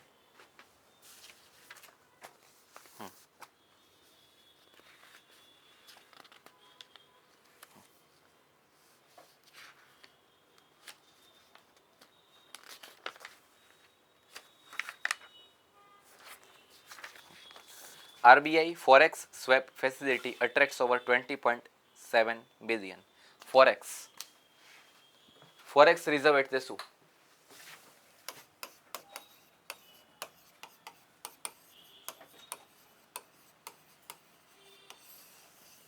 આ છેલ્લા 5 મહિનાથી કરંટમાં બહુ છે, બરાબર. સો હવે કોઈ સમજાવી શકશે what do you mean by forex reserve? Foreign currency reserves. તો ઇન્ડિયામાં ફોરેન કરન્સી રિઝર્વ્સ ખાલી ડોલર છે? Yes or no? No. Dollar, euro, pound, બરાબર, રેનમિન્બી, યેન અને રૂબલ, બરાબર, જાપાન, ચીન એન્ડ રશિયા. પણ ખાલી આ 5-6 દેશના નહીં, બીજા ઘણા બધા દેશના છે. તમે કોઈ પણ આફ્રિકન કન્ટ્રીઝમાં કામ કરવા જાઓ છો, બરાબર, તો ત્યાં ફ્રેન્ક ચાલતું હોય, તો કોઈ બીજી કરન્સી પણ ચાલતી હોય છે, બરાબર. તો ત્યાંની તમે કમાઈને ઇન્ડિયામાં મોકલો તો એ બધી કરન્સી પણ રહેશે. વાય? બિકોઝ આફ્રિકામાં શું દરેક માણસ ડોલરમાં ટ્રેડ કરી રહ્યો છે? નહીં. અને આપણે ત્યાં જાશું કમાવો તો શું ડોલર કે રૂપિયામાં જ કમાશું? નહીં, ત્યાંની કરન્સીમાં કમાશું. અને ત્યાંની કરન્સીમાં તમે મોકલશો અહીંયા, it will be converted two which currency? રૂપી, બરાબર. તો India has and every country has every type of the currency, બરાબર. બીજી ઘણી બધી કન્ટ્રીઝમાં ઇન્ડિયન રૂપીઝને રિઝર્વ તરીકે રાખે છે. વાય? બિકોઝ ટ્રેડ કરવા માટે. ઓકે, बात समझ में आई? The forex swap facility is a foreign exchange arrangement in which central bank provides a swap cover of eligible foreign currency liabilities. In this case, RBI covers the full hedging cost for the certain inflows, which reduces the cost for the banks and depositors. બરાબર, કે જે foreign currency આવે છે, બરાબર, એનું જે trade છે એ કોના અંડર થશે? Central bank of India. वो જે CBI નો સમજી લેતા કે crime bureau, criminal bureau investigation, એ બીજું છે, બરાબર. આ central bank of India foreign રિઝર્વ્સમાંથી કેટલા પૈસા બારે મોકલવાના છે? કારણ કે આપણે જે વસ્તુ મંગાવશું તો એના માટે પૈસા દેવા પડશે. તો એના માટે જે પૈસા દેવાના છે કે આપણે વસ્તુ જે એક્સપોર્ટ કરી છે તો કોઈક મંગાવશે, એક્સપોર્ટ કરશે, બરાબર, તો ડોલર આવશે. ડોલર આવશે તો ડોલર એ માણસ પોતા પાસે રાખશે કે CBIને દેશે? CBIને, કારણ કે એને કામ શેનું છે? ઇન્ડિયામાં બેસીને રૂપિયાનું, બરાબર. તો જે બધું ડોલરની દેતી થાય છે એ કોના દેખરેખમાં થશે? Central bank of India. વાત સમજમાં આવી? Yes. Hello, India approves first 100 megawatt flow battery project. Utility scale 100 megawatt vanadium redox flow battery energy storage for development of Khavda Solar Park in Gujarat. બરાબર. The vanadium redox flow battery is a type of rechargeable battery that stores energy in the liquid electrolyte solution containing vanadium ions. The technology separates energy storage capacity from the power output, which allows larger system to be designed by increasing the size of the electrolytic tank. બરાબર. Vanadium ions, liquid electrolyte.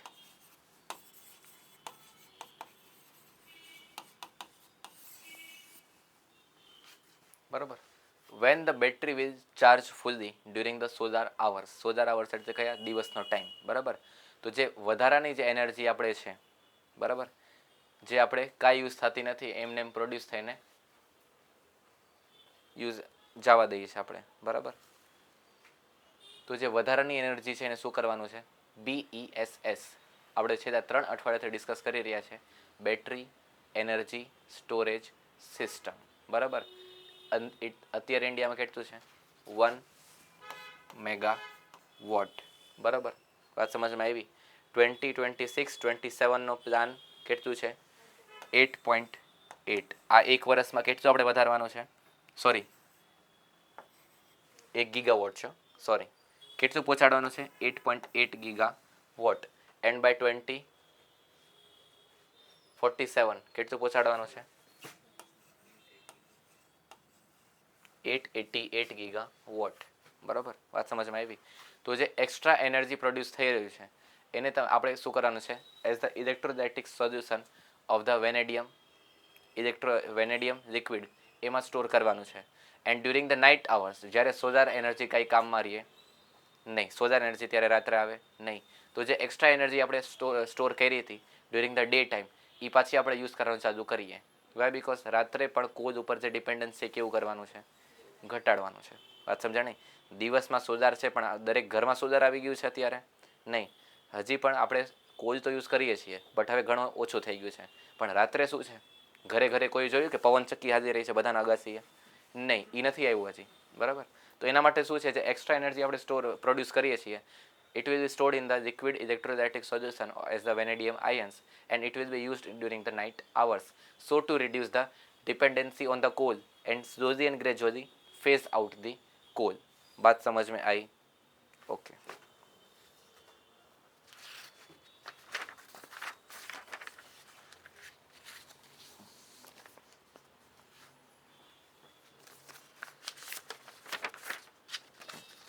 India tightens tax treaty rule with Sri Lanka, introduced an anti-abuse rule in its tax treaty framework with Sri Lanka.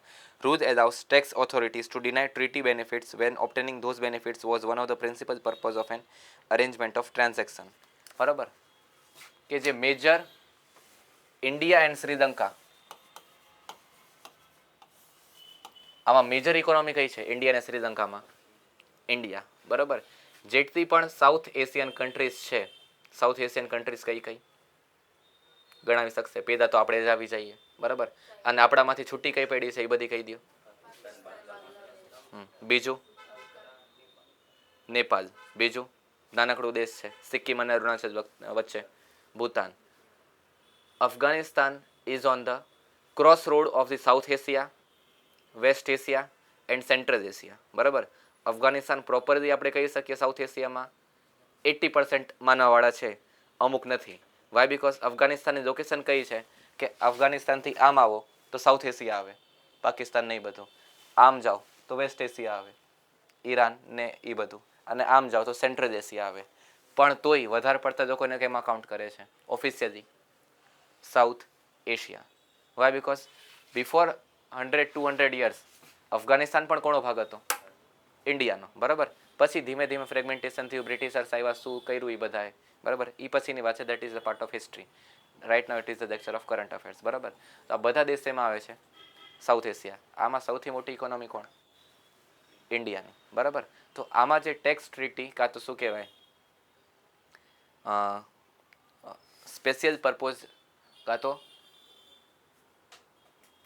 Friendship treaty વચ્ચે જે tax એવોઇડન્સ થતા હોય છે એનું નિરાકરણ લાવવા માટે આપણે આ રૂલ લાવ્યા છે, એન્ટી એબ્યુઝ રૂલ. બરાબર, કે જે ડબલ ટેક્સેશન થાય છે બે કન્ટ્રી વચ્ચે એમાં ગેરફાયદો કોનો થાય છે?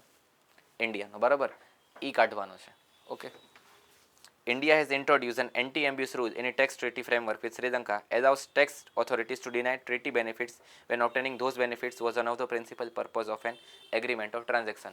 જ્યારે ઇકોનોમી વધતી હોય અને એનું પાર્ટનરશિપ કોઈ બહુ મોટી ઇકોનોમી ભેગું થયું છે, બરાબર, તો એમાં જે ટેક્સ બેનિફિટ્સ છે, જેમ કે અમેરિકા અત્યારે શું કહે છે કે તમે બધા બહુ ટેરિફ લગાડો છો અમેરિકન પ્રોડક્ટ ઉપર. બરાબર, જેથી કરીને શું થાય છે, અમારી પ્રોડક્ટ ઇન્ડિયામાં બહુ મોંઘા દરે વેચાય છે.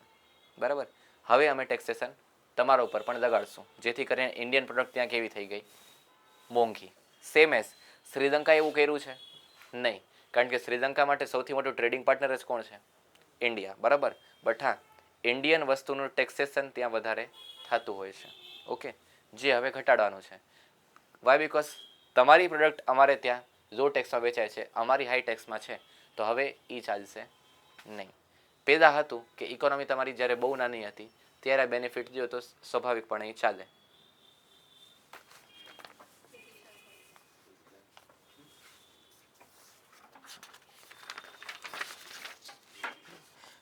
Tax treaty is a bilateral arrangement between two countries that allocates taxing right on income such as dividend, interest, royalties, business profit. Royalty એટલે શું? તમને મેં જે કીધું કે વિન્ડફોલ ટેક્સ જે છે હમણાં ડિસ્કસ કર્યું આપણે 10-15 મિનિટ પહેલાં, તો windfall tax is what one type of royalty tax. બરાબર, બહુ મોંઘા મળે એ tax.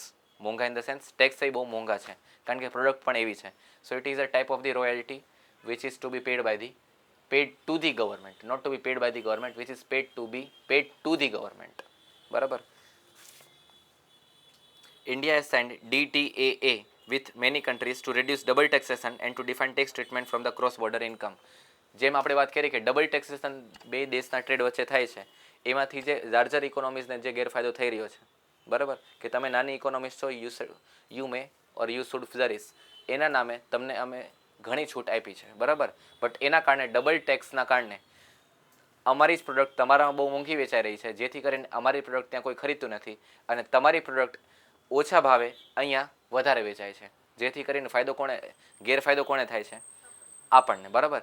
So to face it out double tax avoidance agreement, એમાં એન્ટી એબ્યુઝ રૂલ આપણે લાવ્યું છે. With which country? શ્રીલંકા. બાત સમજ में आई? Okay. DTAA are the bilateral treaties that prevent the same income from being taxed twice. બરાબર. હવે તમારી જે પગાર આવતી હોય છે એમાં ટેક્સ ક્યારે લાગે? જ્યારે તમારી ઇન્કમ 12 લાખની ઉપર જાય. ઓકે, પણ એવું છે કે તમારી ઇન્કમ સપોઝ છે વર્ષના 20 lakh, annual income is 20 lakh. બરાબર, નહીં 24 લાખ, તો મહિનાના કેટલા? 2 લાખ. 2 લાખ ઉપર ટેક્સ લાગશે? યસ. બટ એવું છે કે પહેલાં સરકાર કાપે અને પછી તમારા બોસ પણ કાપે? નહીં, એક જ વખત કપાશે. ટેક્સ કાંઈ વારે વારે ન કપાવાનું. તો ખબર પડે ઘરે પહોંચતા બીજા 10 માણસ ટેક્સ કાપી જાય તો ઘરે ખાવાના શું? બરાબર, તો ટેક્સ એક જ વાર કપાય. બરાબર, but when there is a double tax, એક આ કન્ટ્રીમાં ને એક આ કન્ટ્રીમાં, when you earn in this country and share this and export to your own country, તો ડબલ ટેક્સ થતું હોય છે. તો એના માટે double tax avoidance agreement sign કરવામાં આવે છે. ઓકે. સેન્ટર અનાઉન્સ નહીં, France bans social media for children under 15. Social media ban. આમાં અડધા ખુશ હશે કે અમે 15 ઉપરના છે અને 20ની ઉપરના પણ છે. બરાબર, એટલે રૂલ ભલે આવે ઇન્ડિયામાં, અમે તો છૂટા. બરાબર, પણ ઇન્ડિયામાં છે એવા કે એજ કરી દે 1995, અમે થઈ ગયા 30ના. પણ હવે જો એવું વિચારતા હોય તો ન વિચારતા, ધ્યાન સે દેખે ઇસ બોર્ડ કો. બરાબર, કારણ કે હવે government of any country which is implementing this rule, એને શું કર્યું છે કે તમને દરેક એજ વેરિફિકેશન પેરેન્ટ્સ કન્સેન્ટ પણ નખાવવું પડશે. કારણ કે પેરેન્ટ્સ પોતે ઈચ્છી રહ્યા છે કે છોકરાઓ જે છે કે અમારું બાળક છે એ જે આજ તો સોશિયલ મીડિયાનો યુઝ થઈ ગયો છે. બરાબર, બાળક રડવા માંડે, શાંત કરાવવું હોય તો એને દોરી સંભળાવવાનું કે શું કહેવાય, ઘોડિયામાં નાખવાનું કે ફેરવવાનું એ બંધ થઈ ગયું છે. બરાબર, યુટ્યુબ આપી દો, આપણા કરતાં વધારે સ્પીડમાં એના આંખ શું કહેવાય હાથ ચાલશે. બરાબર, શરૂઆત યુટ્યુબથી થાય, પછી ગેમિંગથી થાય અને ખબર પડે 12 વર્ષે આટલું નાનકડું ફેસ છે પણ અકાઉન્ટ બની ગયું છે. બરાબર, પ્રિન્સેસ, પ્રિન્સ. બરાબર, અને પછી ઘણા બધા એમાં કેપ્શન પણ લખી આવે આટલી નાની ઉંમરમાં. પણ કાંઈ જરૂર છે નહીં, આપણને આ નહોતું મળ્યું. બરાબર, પણ આપણે શું કાંઈ પાછળ રહી ગયા આપણા જીવનમાં? નહીં. આપણે વધારે પડતા ક્યારે ચાલુ કર્યા? 19-20 વર્ષે, જ્યારે કોલેજમાં આવી ગયા. બરાબર, તો આપણે ત્યારે ચાલુ કર્યું. બટ હવે શું છે, 12-13 વર્ષે અકાઉન્ટ બની જાય છે, પણ જેની કાંઈ જરૂર નથી. સ્નેપ પણ બની જતું હોય, ઇન્સ્ટા અકાઉન્ટ પણ બની જાય, ફેસબુક અકાઉન્ટ પણ હોય, કારણ કે ઇન્સ્ટા છે એટલે ફેસબુક રાખવું પડે. બરાબર, અને વોટ્સએપમાં તો ચાલુ રાખવું પડે. બરાબર, તો માણસ સોશિયલાઇઝ બહુ વધારે જ થઈ ગયો છે. બરાબર, પણ કઈ રીતે? વર્ચ્યુઅલી. હવે એમાં ઘણા બધા ગેરધંધા શું કહેવાય ગેરકાનૂની ધંધા પણ થાય છે.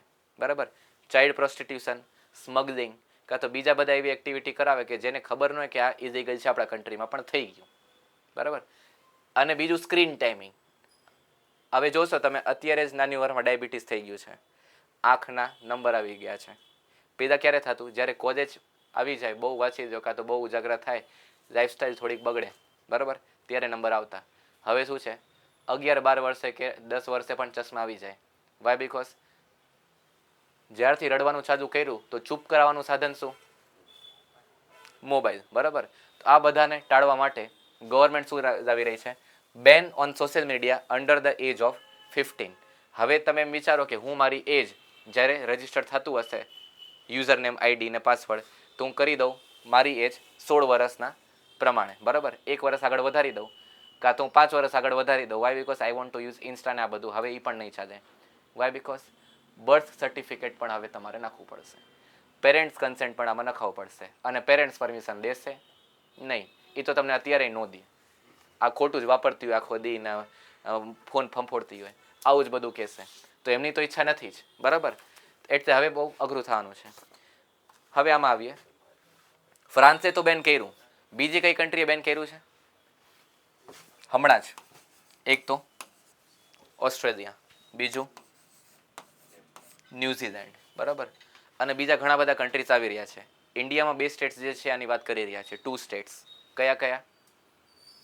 અર્જુન કપૂરને સારા ઓલા નહીં, એ પિક્ચર છે. એક આ છે એપી અને કે. But this are state. બરાબર. હવે કેટલું ચાલશે, કેટલું પ્રોપરલી વેરીફાઈ થશે, કેટલું પ્રોપરલી ઇમ્પ્લિમેન્ટ થશે એ હજી ડિસ્કશન સ્ટેજમાં જ છે. ઓલ ઓવર ઇન્ડિયા આનું ઇમ્પ્લિમેન્ટેશન જરૂરી છે. બરાબર. પણ ક્યારે થશે? હવે એના માટે પાછું જંતર મંતર જામ કરવાનું છે કે શું કરવાનું છે? એના માટે કોઈ જામ નહીં કરે. બરાબર. જો આવી ગયું તો જામ થઈ શકે છે, પણ આના માટે કોઈ જામ નહીં કરે. But that is another topic. Center announced 50% quota for the ex-Agniveer in the CAPF. Central Armed Police Force. કોના અંડર આવશે?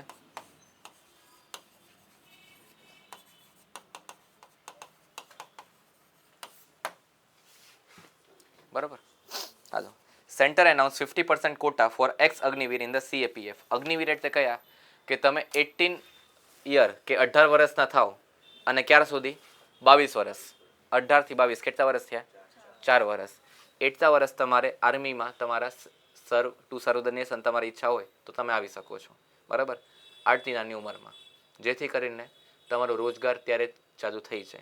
કારણ કે ઇન્ડિયામાં ઘણા બધા ફેમિલીઝ એવા છે જે સરકારી જોબ ઉપર જ ટકેલા હોય છે. બરાબર.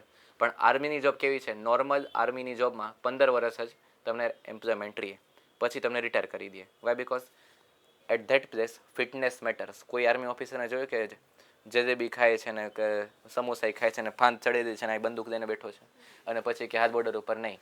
At that place fitness matters. તો એમાં જેમ તમે યંગ જનરેશનના વધારે હોય એટલું જજબાત અને એટલું ફિટનેસ વધારે હોય. બરાબર. તો till 18 to 22 years you can serve in the army and after that what should be the case? તમે રિટાયર થઈ જાઓ. પણ રિટાયર ઇન ધ સેન્સ તમને પૈસા મળશે. કેટલા? 5, 10, 25 હજાર નહીં. It is in the amount of લેખ. 25, 30, 35 લાખ પણ મળે છે. બરાબર. 22 વર્ષની ઉંમરે અમુક જે નોકરી ગોતતા હોય ત્યારે તમને 30-35 લાખ મળી જાય, બહુ સારી વાત છે. પણ બીજો ક્વેશ્ચન એ છે કે પછી શું? કારણ કે 22 વર્ષ એટલે હજી તો કમાવાની એજ સ્ટાર્ટ થઈ છે. બરાબર. એના માટે તમે એ જ પ્રોફેશનમાં રહીને સેન્ટ્રલ આર્મ્ડ પોલીસ ફોર્સ મેટ્રોમાં કાં તો ગવર્મેન્ટ એન્ટરપ્રાઇઝમાં કાં તો યુરેનિયમ કંપની કાં તો ન્યુક્લિયર પાવર પ્લાન્ટ હોય ત્યાં તમે ઓફિસર્સ આર્મી ઓફિસર્સ જોયા હશે. એ કયા બોર્ડરવાળા હોય? નહીં. એ કયા હોય? Central armed police force. Metro કોની અંડર આવે? ગુજરાતની મેટ્રો એ કોઈ દી નહીં, ઇન્ડિયન ગવર્મેન્ટની હોય. બરાબર. તો એ કોના અંડર આવે? એમાં જે સિક્યુરિટી કોણ પ્રોવાઈડ કરશે? Home ministry. તો એમાં જે સિક્યુરિટી પર્સનલ છે, અગ્નિવીરમાંથી રિટાયર થાવ અને તમે શેમાં આવી જાઓ? CAPF. એક SSB સશસ્ત્ર સીમા બલ, BSF. બરાબર. પછી આસામ રાઇફલ્સ, તમે એમાં પણ અપ્લાય કરી શકો છો. વાત સમજમાં આવી? યસ ઓર નો? તો પહેલા ક્રાઇટેરિયા કેટલો હતો? ખાલી 20%. બરાબર. પછી કેટલો કર્યો? 25%. પછી 35. અને હવે વાત કેટલી છે? 50%. કારણ કે સ્વાભાવિક વાત છે, જે માણસ આર્મીનું છે એને બેંક અને એજ્યુકેશન કે બીજી વસ્તુ આવડશે નહીં. વાય? બિકોઝ જે ટીચર છે એને બોર્ડર ઉપર મોકલશો તો સામેવાળાને બોર્ડરવાળાને કંઈ ભણાવશે નહીં. જે માણસ જે પ્રોફેશનમાં હોય ને એ જ પ્રોફેશનમાં એ વધારે પ્રોપર સર્વ કરી શકે. પ્રોફેશન ચેન્જ કરવું એ બહુ અઘરું છે. બરાબર.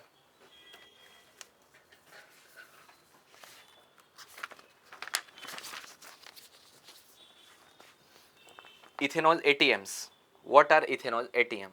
ઇથેનોલ બહુ થઈ ગયું છે, બરાબર, એટલે હવે ટોપિક ચગાવવાનો જ છે. એક મેટર હો ગયા, દૂસરા મેટર સ્ટાર્ટ. ઓકે.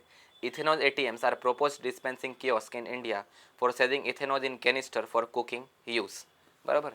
જેમ કે તમે બાટલા જોયા હશે દાદ કદરના 14.5 કિલો દખેજ હોય કે 15 કિલો દખેજ હોય, એ કોણા હોય? એલપીજીના બાટલા. હવે કોનું કરવાનું છે? Ethanol as a cooking fuel which is high octane rating. Statement base question પૂછી દેશે કે ઇથેનોલ હેઝ નોનેન રિંગ કાં તો હેપ્ટેન રિંગ. હેપ્ટેન એટલે શું? 7, બરાબર. ડેકેન એટલે શું? 10, બરાબર. નોનેન એટલે શું? 9. એટલે 9 નોનેન કરી દીધું એમ નહીં, એ કેમેસ્ટ્રીની ટર્મ્સ છે, બરાબર. પ્રોપેન, બ્યુટેન આ બધું તમે સાંભળ્યું હશે. તો ઇથેનોલમાં કઈ રિંગ હોય છે? Octane ring. તમે કેમેસ્ટ્રીમાં 10માં આટલું તો કર્યું હશે સ્ટ્રક્ચર બનાવવાના, બરાબર. સોરી, આવી રીતે. પછી અમુક સ્ટ્રક્ચર આવા હોય, ડબલ કાર્બન ને સિંગલ કાર્બન, બરાબર. આવું બધું તમે કર્યું હશે. તો ઇથેનોલ કેવું છે? Octane ring which is to be now used in the cooking fuel. Why? Because જે આપણે એલપીજી પણ મંગાવીએ છીએ એનું ઇન્ડિજિનિયસ પ્રોડક્શન ઇન્ડિયામાં તો છે, પણ એટલું છે નહીં. તો આપણે શું કરાવવું પડે છે? ઇમ્પોર્ટ. અને સૌથી મોટો એક્સપોર્ટર કોણ છે આનો? અને આપણા માટે ઇમ્પોર્ટર કોણ છે? કતર, જ્યાં પોતે આગ લાગેલી છે, બરાબર. તો ઇન્ડિયાનું જે એલપીજી ને પીએનજી આવી રહ્યું છે એ પોતે અત્યારે બહુ મોંઘું છે, કારણ કે સપ્લાય તો છે પણ બહુ દૂરથી સપ્લાય હોય તો શું થઈ જાય? મોંઘું. વાત સમજાણી? તો to increase the ethanol use government is promoting it to use it in the canister, બરાબર. The proposed machine are expected to function at fuel retail outlets where consumers can buy ethanol in the sealed containers, are designed with the metal or thick plastic bodies and sealed lids, and they are meant to connect to specifically designed ethanol stoves. બરાબર. જેમ તમે ઓલું બાટલું આવે, બરાબર, તેમાં એક ઓલું જે સીલ હોય પ્રેશરવાળું, એને ખોલવાનું, પછી એક આપણા ઘરનું કનેક્શન હોય એ એમાં અટેચ કરવાનું. આવું બહુ મોટું એમ સ્ટ્રક્ચર હોય, બરાબર. એ એમાં અટેચ કરો અને પછી આખું કન્ડક્શન ચાલુ થઈ જાય, બરાબર.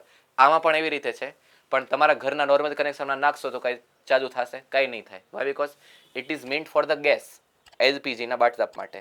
ઇથેનોલ માટે બનેલું છે નહીં, એના માટે તમારે ઇથેનોલ સ્ટવનો યુઝ કરવો પડશે. બાત સમજ મેં આવી? યસ ઓર નો? હવે કોઈ પણ આવતી એક્ઝામ હોય ને એના માટે ઇથેનોલ મસ્ત જોક સપાટ ઇથેનોલનો સ્ટડી કરીને જાજો. Why? Because in the fuel, in the flex fuel, in the biofuel, અત્યારે આ એક ધ કુકિંગ ફ્યુલમાં પણ આવી ગયું છે, બરાબર. એટીએફમાં પણ નાખવાનું છે. એવિએશન ટર્બાઇન ફ્યુલમાં અત્યારે કેટલા % ઇથેનોલ છે? 1% પણ નથી, બરાબર.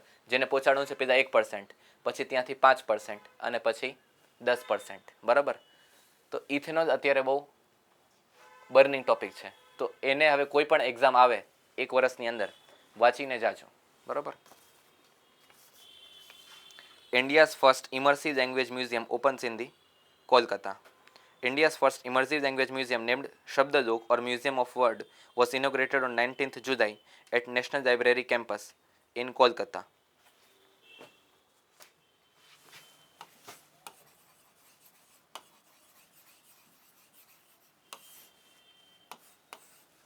કેટલી ઓફિશિયલ લેંગ્વેજીસ, કેટલી નેશનલ લેંગ્વેજ છે ઇન્ડિયાની?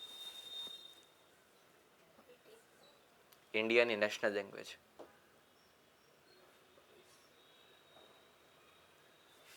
હિન્દી છે ને નેશનલ લેંગ્વેજ, મોસ્ટ સ્પોકન છે. તો નેશનલ લેંગ્વેજ કઈ છે? એક કંઈ નહીં, બરાબર.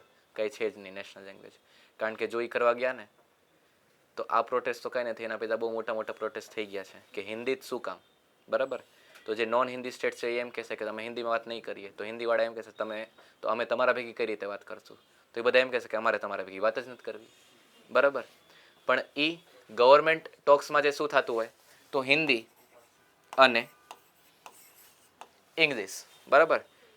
જે હિન્દી સ્પીકિંગ સ્ટેટ્સ છે, બરાબર, હિન્દી મેજોરિટી, તો એમાં હિન્દીમાં કન્વર્ઝેશન થશે government to government. Normal people પણ હિન્દીમાં કરી દેશે. But government to government conversation Hindi અને નોન હિન્દી સ્ટેટ્સમાં થાય તો કઈ લેંગ્વેજમાં કરવાનું? ઇંગ્લિશ, બરાબર. So this two are official languages of the India, but there are 22 scheduled languages of India. કયા શેડ્યુલમાં નાખ્યું છે? 7th શેડ્યુલ કે 8th શેડ્યુલ કે 9th શેડ્યુલ કે નન? 8th schedule. અમુક શેડ્યુલ તમારે યાદ રાખવા પડશે, બરાબર. તો 22 શેડ્યુલ લેંગ્વેજીસ છે એ જે 8મા શેડ્યુલમાં નાખવામાં આવી છે. હવે તમને પૂછી દે કે Nepali and Santhali are included in the and Manipuri are included in the 8th schedule, true or false? Yes. તમે એમ વિચારીને કરો કે નેપાળી આપણા દેશની ભાષા નથી તો નથી, એવું નથી. Nepali is also included. વાત સમજમાં આવી? યસ. તો આ તો તમારા સ્ટેટિક પોઈન્ટ થયા. બટ શબ્દજુગ શું છે કે 356 જે ડાયલેક્ટ છે કાઠિયાવાડી, એ કાંઈ લેંગ્વેજ છે નહીં. That is a dialect of the Gujarati, બરાબર. બીજા જે 22 ભાષાઓ છે અને બીજી કેટલી છે? 121 languages, official languages recorded in the census 2011. તમારા ઘરે એક માર્ક કરી ગયા હશે કે આ ઘર પોતાનું છે કે ભાડાનું છે, બરાબર. એ અત્યારે ઘરનું રજિસ્ટ્રેશન ચાલુ છે અકોર્ડિંગ ટુ ધ સેન્સસ. આવતા વર્ષે હ્યુમન સેન્સસ થશે બાય માર્ચ 2027. એમાં તમને એ પણ પૂછશે કે તમારી મધર લેંગ્વેજ કે મધર ટંગ કઈ, બરાબર. વાત સમજમાં આવી? 2011 પ્રમાણે 121 ઓફિશિયલ લેંગ્વેજીસ હતી, 356 બીજી નેટિવ લેંગ્વેજીસ હતી, બરાબર. અને શેડ્યુલ્ડ લેંગ્વેજીસ કેટલી હતી? 22. ઓફિશિયલ લેંગ્વેજીસ કેટલી છે? 2. અને નેશનલ લેંગ્વેજીસ કેટલી છે? 0. ધ્યાન રાખજો, બરાબર. Offline UPI payments to use NFC tap to pay, બરાબર. ઓફલાઈન અમુક પાસે એમ પાકીટ લઈને ન હાલે કે મારી પાસે ઓનલાઈન પૈસા છે પણ પેમેન્ટ કરવા જાય ત્યાં ઇન્ટરનેટ વયું છે, બરાબર. એટલે પછી કાં તો પ્રોડક્ટ દેવી પડે કાં તો નીચે જોડવું થાય. પણ હવે યુપીઆઈ શું લઈ આવી રહ્યું છે? Offline payment services. એટલે ઇન્ટરનેટ કનેક્શન જો તમારામાં ન હોય કોઈ પણ લોકેશન ઉપર, કે તમારી પાસે ડેટા પેક જ અત્યારે નથી, then also you can pay via online services, that is UPI or any ભીમ, GPay or any other online payment company. Okay. Hello. Near field communication and tap to pay. The new offline UPI method will use near field communication, a short range wireless technology. Hello. Bluetooth is a long range wireless technology. True or false? False. તો શું છે? Short range, બરાબર. કેટલા metre? એ પણ આપણે discuss કર્યું હતું. 20 kilometre? Metre. 10. Last second lecture of the science and tech, બરાબર. 10 મીટરનો એનો રેડિયસ હોય છે. તમે એમ વિચારો કે હું એસ્ટ્રોન છો કે એ તું કિરાટ ને, હા, તું બેઠો છો રૈયા ચોકડી અને આપણે બ્લૂટૂથથી કામ હાલશે નહીં. આપણે કરતા રહીશું, કાંઈક થવાનું નથી. Okay. Hello. Near field communication. The new offline UPI method will use near field communication for contactless payment. In this model, a user tap an NFC enabled phone on the compatible terminal to complete a transaction without entering a UPI pin for each payment. The proposed transaction cap for this NFC based offline UPI payment is ₹2000 per transaction. બરાબર. કે તમારે કાંઈ payment છે પણ કેટલા અમાઉન્ટનું? 2000 નીચે, data નથી તો પણ near field communication with the short range wireless technology તમે પેમેન્ટ કરી શકશો. પણ કેટલા રૂપિયા સુધીનું? 2000. અમાઉન્ટ યાદ રાખજો. યુપીએસસી જીપીએસસી એમાં તમને હવે હલવાડશે કે હા, through the tap to pay offline method you can pay now ₹2500 per transaction. True or false? False. તમને એમ ખબર હશે કે ઓછી અમાઉન્ટ હશે, 5000 નીચેનું રાખે, પણ એ રાખે છે નહીં. કેટલા છે? 2000. એમાં જ તમારા 0.3થી ઉડી જશે, બરાબર. એટલે સ્ટેટિક ડેટા પણ યાદ રાખવા પડશે. આ વખતના યુપીએસસીના પેપરે બતાડી દીધું કે તમે બહુ કોન્સેપ્ચ્યુઅલ અને હાઈ ટોપિક વાંચીને જાશો એ નહીં ચાલે. નાના મોટા સ્ટેટિક પોઈન્ટ્સ પણ તમારે વાંચવા પડશે, કારણ કે કયું આર્મી કેમ્પ ક્યાં છે એ પણ પૂછી દીધું આ વખતે, બરાબર. એટલે મેં કીધું કે મોલ્દોવાના પ્રેસિડેન્ટ પણ વાંચીને જાજો. એ તો સારું છે. પછી એક એમ પૂછે રાજકોટના મ્યુનિસિપલ કમિશનર કોણ, બરાબર. તો દરેક મ્યુનિસિપલ કમિશનર પણ વાંચો, પણ એવું ન થાય. આ તો હાયર પર્સનાલિટીનો પૂછી શકે. Okay. India's first AI powered bird sanctuary announced, બરાબર. વેટલેન્ડ.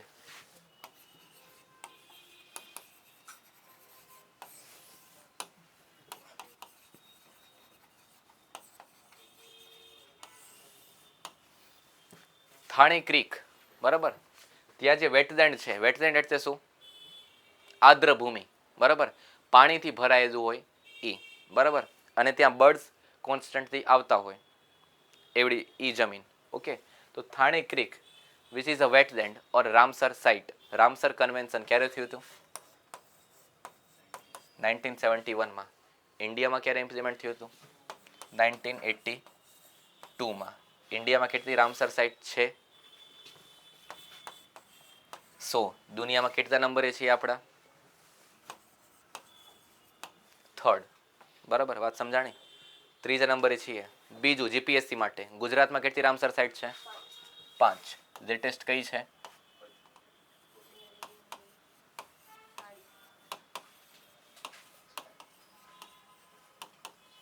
બરાબર, છારી દંડ ઇન ધી કચ્છ. બરાબર, તો હવે શું છે, અહીંયા જે બર્ડ્સ આવે છે, છારી દંડમાં નહીં, બરાબર, થાણે ક્રીક વેટલેન્ડ એરિયામાં. Okay, that which is a Ramsar site. તો ત્યાં શું છે, જે બર્ડ્સ આવે છે, બાજુમાં જ સંજય ગાંધી નેશનલ પાર્ક પણ છે. તો ત્યાં જે બર્ડ્સ આવે છે કે કોઈ પણ ક્રિએચર્સ આવે છે એનું ઓનલાઈન ટ્રેકિંગ કેટલા છે, પોપ્યુલેશન વધી કે નહીં, બરાબર, કઈ રીતે ખબર પડશે? ઓનલાઈન ટેગિંગ, બરાબર, અને ઓનલાઈન ટ્રેકિંગ. કેટલા આવે છે, કેટલા રહે છે અને કેટલા વયા જાય છે. વાય? બિકોઝ એનાથી ખબર પડશે કે જો વધારે અહીંયા આવી રહ્યા છે, that means what? Ecosystem health is improving કે ડિક્રીઝિંગ? જો વધારે આવી રહ્યા છે અને ટકે છે અહીંયા, that means ecosystem health is improving or decreasing? Improving, બરાબર. That's why it is first AI powered bird sanctuary announced in the India.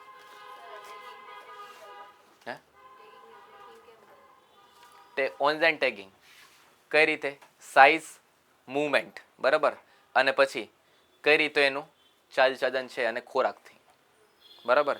But એના માટે તમારે ઓર્નિથોલોજી સ્ટડી કરવી પડે, study of the birds. Okay, તો today we will keep it is here. આ હતું 3 અઠવાડિયાનું current affairs. જો તમને ગમ્યું હોય તો please like, share, subscribe and hype if there is a button. ધન્યવાદ.